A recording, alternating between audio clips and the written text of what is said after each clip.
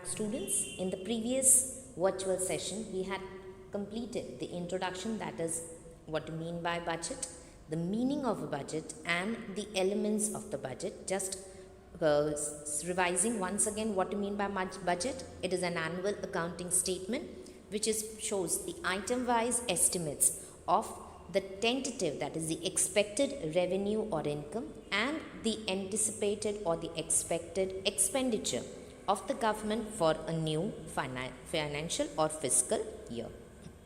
Now moving on to the next topic. This topic is not there in your syllabus right now. It's just for your understanding. The purpose of a budget. Now in that we have 4 different sub-points. The first one being to obtain the approval of the body of elected representatives. The second one, to get an idea regarding available resources and areas required expenses. Third one, providing direction for allocation of resources. And the last one, for knowledge of the public. Now, the very first one, allocation. Now let us see, to obtain the approval of the body of elected representatives. Normally the budget making process starts in the 3rd quarter of the financial year. The budget has 4 stages, like the estimates of expenditure and revenues, etc. And lastly, the presentation and approval of the budget is the 4th stage. So only once it is approved, then it can be implemented in the upcoming financial year. The ruling government, that requires an approval from the elected representatives of any democratic government, so that the expenditure and incomes estimated to be incurred can be done in the forthcoming financial year. The next subtopic is to get an idea regarding available resources and areas requiring expenses. Now it is necessary to get an idea regarding the activities which the government should undertake and which they can undertake, the expenses that can be incurred in various sectors, that is the primary, the secondary or the service sector, and the sources from where the necessary income can be raised, because without the income the government cannot do any expenditure or investment for the welfare of the public. So the budget is prepared so that the available resources can be known and the areas which require expenses can be studied and the expenses can be done so that the people can benefit from it.